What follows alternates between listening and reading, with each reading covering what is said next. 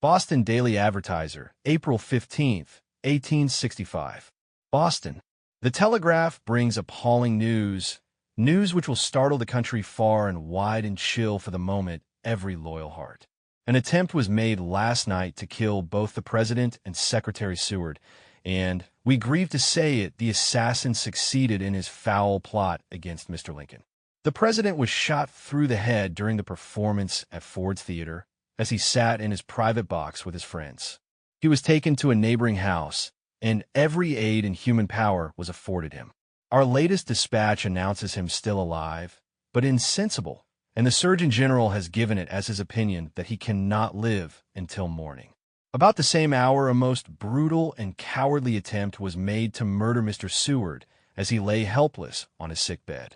But the wretch only succeeded in cutting a severe gash in his throat, and it is said the wound will not prove mortal. All Washington was aroused, and cavalry were sent out on all the roads to seek the assassins, but at the latest accounts without success. We have no heart this morning to speak of the loss to the nation, nor to offer words of comfort. The news is too sudden, too shocking. We can only express our fear that before these lines reach our readers, Abraham Lincoln will be no more. By telegraph. Special dispatch to the Boston Daily Advertiser by the American Telegraph Company's lines. Assassination of President Lincoln. Escape of the murderer. Mr. Lincoln mortally wounded. Washington mad with excitement. Attempted murder of Secretary Seward. The wound not mortal. The assassin's flight. Washington, April 14th, 11:15 p.m. A shock from heaven, laying half the city in instant ruins, would not have startled us as did the word that started out from Ford's Theater half an hour ago, that the President had been shot. It flew everywhere in 5 minutes, and set 5,000 feet in swift and excited motion on the instant. It is impossible to get at the full facts of the case, but it appears that a young man entered the President's box from the theater during the last act of the play of Our American Cousin, with pistol in hand, and shot the President in the upper part of his breast, or perhaps a neck, and instantly jumped from the box upon the stage, and immediately disappeared through the side scenes and the rear of the theater, brandishing a dirk knife and dropping a kid glove on the stage. The audience heard the shot, but, supposing it fired in the regular course of the play, did not heed it till Mrs. Lincoln's screams drew attention. The whole affair occupied scarcely half a moment, and even the assassin was gone, and as yet he has not been found. The President's wound is reported mortal. He was at once taken into the house opposite the theater. As if this horror were not enough, at almost the same moment the story ran through the city that Mr. Seward had been murdered in his bed. Inquiry showed this to be nearly true also. It appears that a man wearing a light coat, dark pants, and slouched hat called and asked to see Mr. Seward, and was shown to his room. He delivered to Major Seward, who sat near his father, what purported to be a physician's prescription, and then turned, and with one stroke cut Mr. Seward's throat as he lay in bed, inflicting a horrible wound, but not severing the jugular vein, and not producing a mortal wound. In the struggle that followed, Major Seward was also badly, but not seriously, wounded in several places. The assassin rushed downstairs, mounted the fleet horse on which he came, drove his spurs into him, and dashed away before anyone could stop him. Reports have prevailed that an attempt was also made on the life of Mr. Stanton, but they are untrue. Midnight. The President is reported dead. God save the Republic, and help her sons to deal a swift and sure justice to the traitors and their friends. Cavalry and infantry are scouring the city in every direction for the murderous assassins, and the city is mad with excitement. Who the assassins were no one knows, though everybody supposes them to have been rebels. Later, Saturday morning, 1 o'clock. The person who shot the President is represented as about 30 years of age, 5 feet 9 inches in height, sparely built of light complexion, dressed in dark clothing, and having a genteel appearance. He entered the box, which is known as the state box, being the upper box on the right-hand side from the dress circle in the regular manner, and shot the President from behind, the ball entering the skull about in the middle behind, and going in the direction of the left eye. It did not pass through, but apparently broke the frontal bone and forced out the brain to some extent. The president is not yet dead, but is wholly insensible, and the Surgeon General says he cannot live till daybreak. The assassin was followed across the stage by a gentleman who sprung out from an orchestra chair. He rushed through the side door into an alley, thence to the avenue, and mounted a dark bay horse, which he apparently received from the hand of an accomplice, dashed up to F Street, thence toward the back part of the city. The escape was so sudden that he effectually eluded pursuit. The assassin cried "Sic semper tyrannis" in a sharp, clean voice as he jumped to the stage and dropped his hat and a glove. 2 or 3 officers were in the box with the President and Mrs. Lincoln, who made an effort to stop the assassin, but were unsuccessful and received some bruises. The whole affair, from his entrance into the box to his escape from the theater, occupied scarcely a minute, and the strangeness of the action found everybody wholly unprepared. The assault upon Mr. Seward appears to have been made almost at the same moment as that upon the president. Mr. Seward's wound is not dangerous in itself, but may prove so in connection with his recent injuries. The 2 assassins have both endeavored to leave the city to the northward apparently, not expecting to strike the river, even so low down at the chain bridge. Cavalry have been sent in every direction to intercept them. 1:30 a.m. Saturday. The president still lies insensible. Messrs. Stanton, Wells, McCulloch, Speed, and Usher are with him, as are also the vice president, the Surgeon General, and several other surgeons. There's a great throng about the house, even at this hour.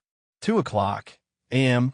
The president still lives, but lies insensible, as he has since the first moment, and no hopes are entertained that he can survive. The most extravagant stories prevail, among which is one to the effect that General Grant was shot while on his way to Philadelphia. Of course, it is not true. Another is that every member of Mr. Seward's family was wounded in the struggle with the assassin. This also is untrue. Mr. Frederick Seward, the Assistant Secretary, and Major Clarence Seward of the Army were wounded, neither of them dangerously. Hundreds of persons declare tonight that the assassin of the president was J. Wilkes Booth, the actor. Whether they will swear to the same thing tomorrow remains to be seen. Dixon. To the Associated Press, Washington, April 14th. President Lincoln and his wife this evening visited Ford's Theater for the purpose of witnessing the performance of the American Cousin. It was announced in the papers that General Grant would also be present, but that gentleman took the late train of cars for New Jersey. The theater was densely crowded, and everybody seemed delighted with the scene before them. During the 3rd act, and while there was a temporary pause for one of the actors to enter, a sharp report of a pistol was heard, which merely attracted attention, but suggested nothing serious, until a man rushed to the front of the president's box, waving a long dagger in his right hand, exclaiming "Sic semper tyrannis," and immediately leaped from the box, which was in the 2nd tier, to the stage beneath, and ran across to the opposite side, made his escape amid the bewilderment of the audience from the rear of the theater, and, mounting a horse, fled. The screams of Mrs. Lincoln first disclosed the fact to the audience that the president had been shot, when all present rose to their feet, rushing towards the stage, many exclaiming, "Hang him! Hang him!" The excitement was of the wildest possible description, and of course there was an abrupt termination of the theatrical performance. There was a rush towards the president's box, when cries were heard, "Stand back and give him air. Has anyone stimulants?" On a hasty examination, it was found that the president had been shot through the head, above and back of the temporal bone, and that some of the brain was oozing out. He was removed to a private house opposite the theater, and the Surgeon General of the Army and other surgeons were sent for to attend to his condition.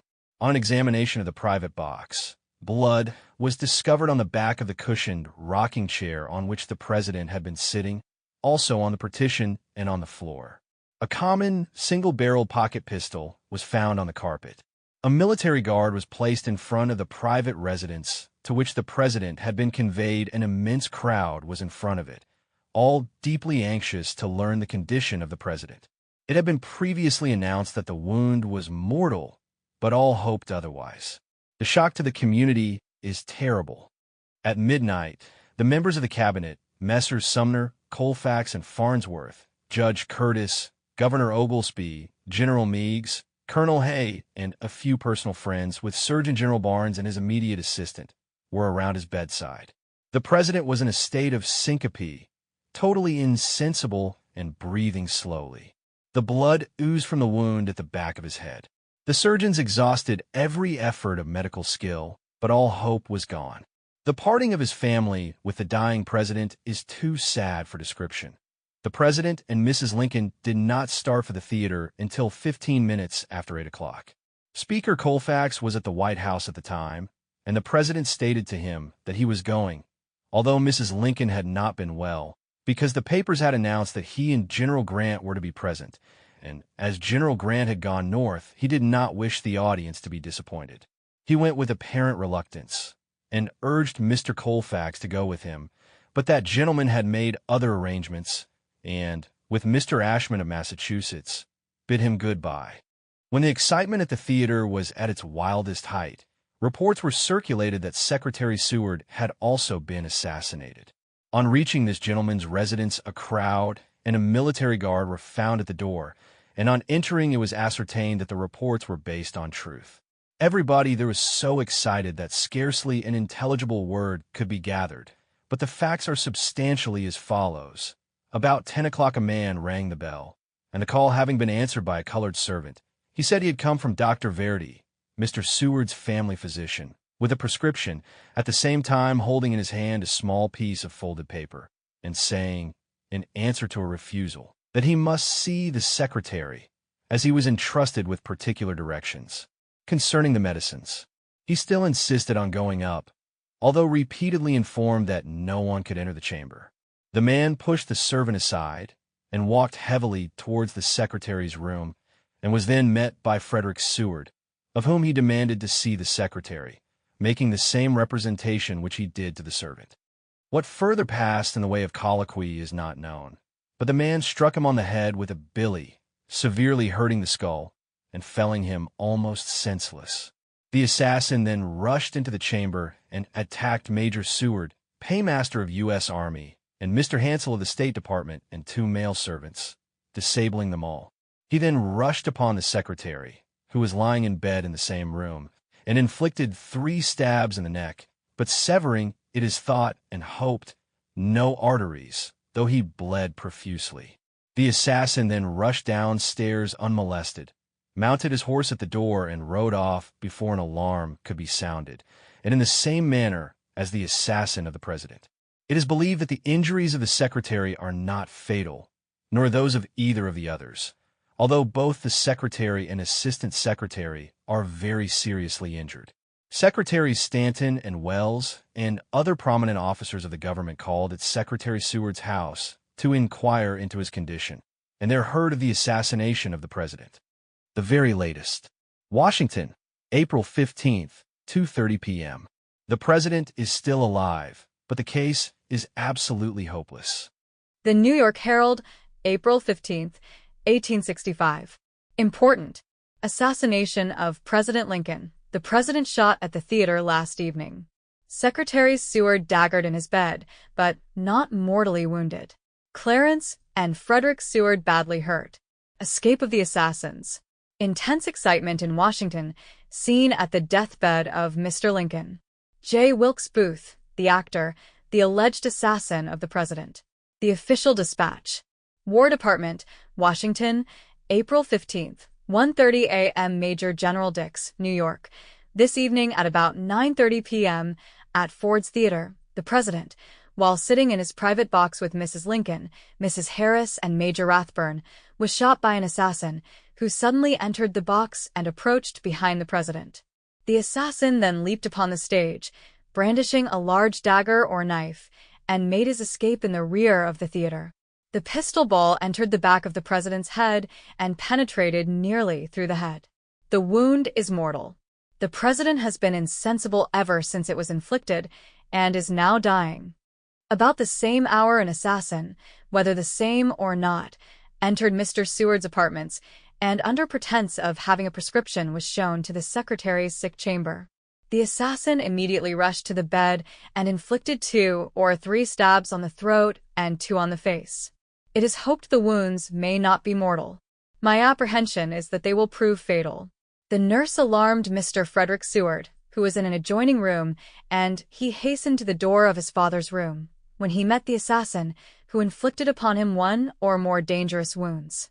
The recovery of Frederick Seward is doubtful. It is not probable that the president will live through the night. General Grant and his wife were advertised to be at the theater this evening, but he started to Burlington at 6 o'clock this evening. At a cabinet meeting, at which General Grant was present, the subject of the state of the country and the prospect of a speedy peace was discussed.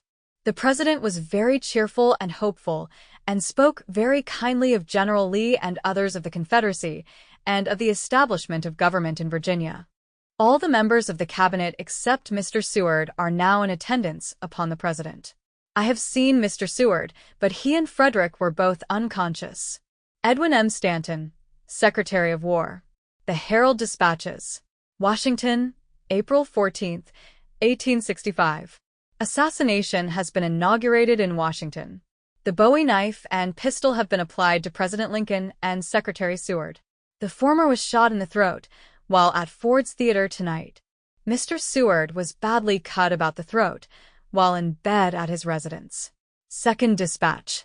Washington, April 14, 1865. An attempt was made about 10 o'clock this evening to assassinate the President and Secretary Seward. The President was shot at Ford's Theater. Result not yet known. Mr. Seward's throat was cut, and his son badly injured. There is intense excitement here. Details of the assassination. Washington, April 14, 1865. Washington was thrown into an intense excitement a few minutes before 11 and Secretary Seward had been assassinated and were dead. The wildest excitement prevailed in all parts of the city. Men, women, and children, old and young, rushed to and fro, and the rumors were magnified until we had nearly every member of the cabinet killed. Some time elapsed before authentic data could be ascertained in regard to the affair. The President and Mrs. Lincoln were at Ford's Theater, listening to the performance of The American Cousin, occupying a box in the second tier. At the close of the third act, a person entered the box occupied by the President and shot Mr. Lincoln in the head. The shot entered the back of his head and came out above the temple. The assassin then jumped from the box upon the stage and ran across to the other side, exhibiting a dagger in his hand, flourishing it in a tragical manner, shouting the same words repeated by the desperado at Mr. Seward's house, adding to it, "The South is avenged," and then escaped from the back entrance to the stage, but in his passage dropped his pistol and his hat. Mr. Lincoln fell forward in his seat, and Mrs. Lincoln fainted. The moment the astonished audience could realize what had happened, the president was taken and carried to Mr. Peterson's house in 10th Street, opposite to the theater. Medical aid was immediately sent for, and the wound was at first supposed to be fatal, and it was announced that he could not live, but at 12:30 he is still alive, though in a precarious condition. As the assassin ran across the stage, Colonel J.B. Stewart of this city, who was occupying one of the front seats in the orchestra, on the same side of the house as the box occupied by Mr. Lincoln, sprang to the stage and followed him. But he was obstructed in his passage across the stage by the fright of the actors and reached the back door about 3 seconds after the assassin had passed out. Colonel Stewart got to the street just in time to see him mount his horse and ride away. The operation shows that the whole thing was a preconcerted plan. The person who fired the pistol was a man about 30 years of age, about 5'9", spare-built, fair skin, dark hair, apparently bushy, with a large mustache. Laura Keene and the leader of the orchestra recognized him as J. Wilkes Booth, the actor, and a rabid secessionist. Whoever he was, it is plainly evident that he thoroughly understood the theater and all the approaches and modes of escape to the stage. A person not familiar with the theater could not have possibly made his escape so well and quickly. The alarm was sounded in every quarter. Mr. Stanton was notified and immediately left his house. All the other members of the cabinet escaped attack. Cavalrymen were sent out in all directions, and dispatches were sent to all the fortifications, and it is thought they will be captured. About 10:30 this evening, a tall, well-dressed man made his appearance at Secretary Seward's residence and applied for admission. He was refused admission by the servant, when the desperado stated that he had a prescription from the Surgeon General and that he was ordered to deliver it in person. He was still refused, except upon the written order of the physician. This he pretended to show and pushed by the servant and rushed upstairs to Mr. Seward's room. He was met at the door by Mr. Fred Seward, who notified him that he was master of the house and would take charge of the medicine. After a few words had passed between them, he dodged by Fred Seward and rushed to the secretary's bed and struck him in the neck with a dagger, and also in the breast. It was supposed at first that Mr. Seward was killed instantly, but it was found afterwards that the wound was not mortal. Major William H. Seward, Jr. Paymaster, was in the room and rushed to the defense of his father and was badly cut in the side by the assassin, but not fatally. The desperado managed to escape from the house and was prepared for escape by having a horse at the door. He immediately mounted his horse and sang out the motto of the state of Virginia, Sic Semper Tyrannis, and rode off. Surgeon General Barnes was immediately sent for, and he examined Mr. Seward and pronounced him safe. His wounds were not fatal. The jugular vein was not cut, nor the wound in the breast deep enough to be fatal. Washington, April 15, 1 a.m. The streets in the vicinity of Ford's Theater are densely crowded by an anxious and excited crowd. A guard has been placed across 10th Street and F and E Streets, and only official persons and particular friends of the president are allowed to pass. The popular heart is deeply stirred, and the deepest indignation against leading rebels is freely expressed. The scene at the house where the president lies in extremis is very affecting. Even Secretary Stanton is affected to tears. When the news spread through the city that the president had been shot, the people, with pale faces and compressed lips, crowded every place where there was the slightest chance of obtaining information in regard to the affair. After the president was shot, Lieutenant Rathburn caught the assassin by the arm, who immediately struck him with a knife and jumped from the box, as before stated. The popular affection for Mr. Lincoln has been shown by this diabolical assassination, which will bring eternal infamy, not only upon its authors, but upon the hellish cause which they desire to avenge. Vice President Johnson arrived at the White House, where the president lies, about 1 o'clock and will remain with him to the last. The president's family are in attendance upon him also. As soon as intelligence could be got to the War Department, the electric telegraph and the signal corps were put in requisition to endeavor to prevent the escape of the assassins, and all the troops around Washington are under arms. Popular report points to a somewhat celebrated actor of known secession proclivities as the assassin, but it would be unjust to name him until some further evidence of his guilt is obtained. It is rumored that the person alluded to is in custody. The latest advices from Secretary Seward reveal more desperate work there than at first supposed. Seward's wounds are not in themselves fatal, but in connection with his recent injuries and the great loss of blood he has sustained, his recovery is questionable. It was Clarence A. Seward, instead of W.M. H. Seward, Jr., who was wounded. Fred Seward was also badly cut, as were also 3 nurses who were in attendance upon the secretary, showing that a desperate struggle took place there. The wounds off, the whole party were dressed. 1 o'clock a.m. The president is perfectly senseless, and there is not the slightest hope of his surviving. Physicians believe he will die before morning. All of his cabinet except Secretary Seward are with him. Speaker Colfax, Senator Farwell of Maine, and many other gentlemen are also at the house awaiting the termination. The scene at the president's bedside is described by one who witnessed it as most affecting. It was surrounded by his cabinet ministers, all of whom were bathed in tears, not even excepting Mr. Stanton, who, when informed by Surgeon General Barnes that the president could not live until morning, exclaimed, "Oh no, General. No, no," and with an impulse natural as it was unaffected, immediately sat down on a chair near his bedside and wept like a child. Senator Sumner was seated on the right of the president's couch, near the head, holding the right hand of the president in his own. He was sobbing like a woman with his head bowed down almost on the pillow of the bed on which the president was lying. 2 o'clock a.m. The president is still alive, but there is no improvement in his condition.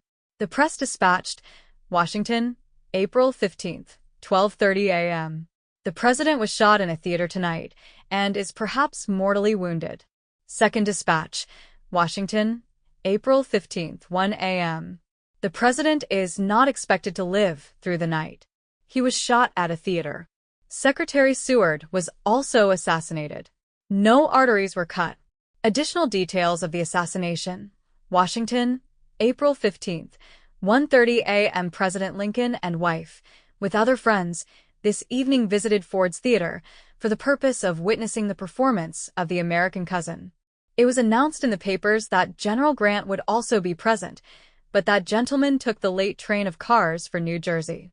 The theater was densely crowded, and all seemed delighted with the scene before them.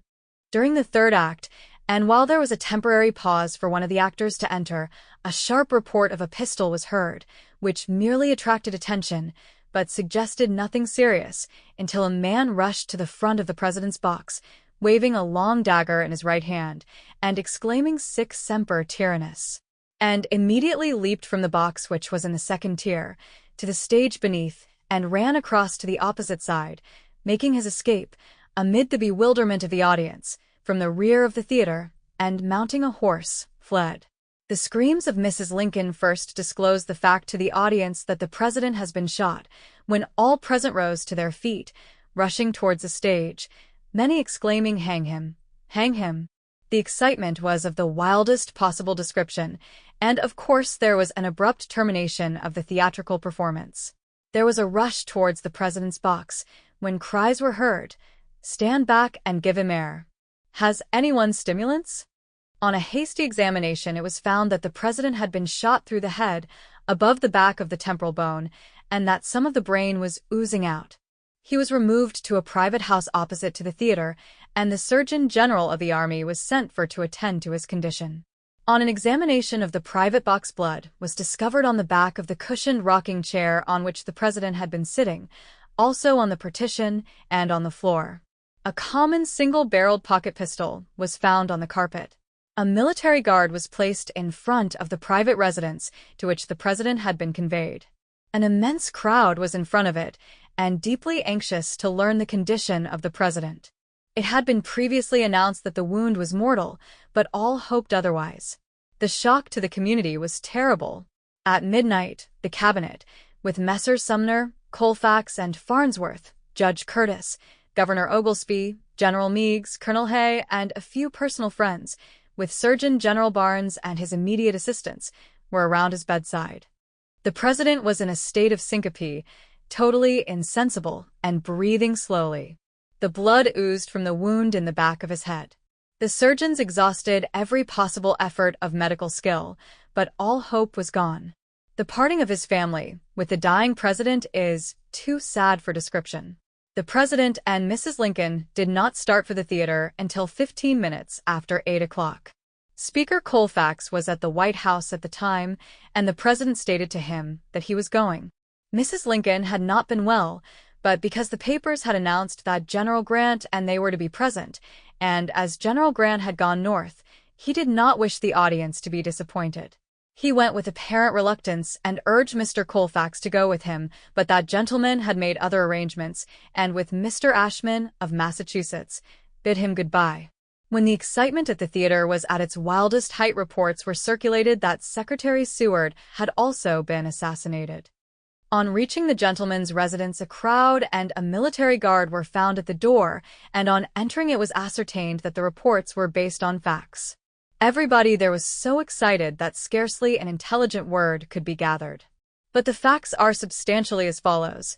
About 10 o'clock a man rang the bell, and the call having been answered by a collared servant, he said he had come from Dr. Verdi, Secretary Seward's family physician, with a prescription, at the same time holding in his hand a small piece of paper folded, and saying, in answer to a refusal, that he must see the secretary, as he was entrusted with particular instructions regarding the medicine. He still insisted on going up, although repeatedly informed that no one could enter the chamber.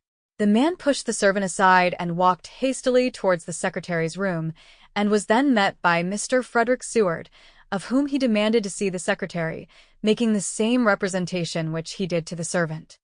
What further passed in the way of colloquy is not known, but the man struck him on the head with a billy, severely injuring the skull and felling him almost senseless. The assassin then rushed into the chamber and attacked Major Seward Paymaster, United States Army, and Mr. Hansel, a messenger of the State Department, and 2 male nurses, disabling them all. He then rushed upon the secretary, who was lying in bed in the same room, and inflicted 3 stabs in the neck, but severing, it is thought and hoped, no arteries, though he bled profusely. The assassin then rushed downstairs, mounted his horse at the door, and rode off before an alarm could be sounded, and in the same manner as the assassin of the president. It is believed that the injuries of the secretary are not fatal nor those of either of the others, although both the secretary and the assistant secretary are very seriously injured. Secretaries Stanton and Wells and other prominent officers of the government called at Secretary Seward's to inquire into his condition, and there heard the assassination of the president. They then proceeded to the house where he was lying, exhibiting, of course, intense anxiety and solicitude. An immense crowd was gathered in front of the president's house, and a strong guard was also stationed there, many persons evidently supposing he would be brought to his home. The entire city tonight presents a scene of wild excitement, accompanied by violent expression of indignation and the profoundest sorrow. Many shed tears. The military authorities have dispatched mounted patrols in every direction, in order, if possible, to arrest the assassins. The whole Metropolitan Police are likewise vigilant for the same purpose. The attacks, both at the theater and at Secretary Seward's house, took place about the same hour, 10 o'clock, thus showing a preconcerted plan to assassinate those gentlemen. Some evidence of the guilt of the party who attacked the president are in possession of the police. Vice President Johnson is in the city, and his headquarters are guarded by troops. Extra, 8:10 a.m. New York, Saturday, April 15, 1865. Death of the President. Further details of the great crime. Additional dispatches from the Secretary of War. What is known of the assassins, the official dispatches. War Department, Washington, April 15, 9:10 a.m. Major General Dix, New York. The President continues insensible and sinking. Secretary Seward remains without change. Frederick Seward's skull is fractured in 2 places, besides a severe cut upon the head. The attendant is still alive but hopeless. Major Seward's wounds are not dangerous. It is now ascertained with reasonable certainty that 2 assassins were engaged in the horrible crime, Wilkes Booth being the one that shot the president, and the other an accomplice whose name is not known, but whose description is so clear that he can hardly escape. It appears from papers found in Booth's trunk that the murder was planned before the 4th of March, but fell through then, because the accomplice backed out until Richmond could be heard from. Booth and his accomplice were at the liver stable at 6 o'clock last evening, and left here with their horses at 10 o'clock, or shortly before that hour. It would appear that they had, for several days, been seeking their chance, but for some unknown reason it was not carried into effect until last night. One of the assassins has evidently made his way to Baltimore. The other has not yet been traced. Edwin M. Stanton, Secretary of War. The President dead. War Department, Washington, April 15, 7:30 a.m. Major General Dix, New York. Abraham Lincoln died this morning at 22 minutes past 7 o'clock. Edwin M. Stanton, Secretary of War.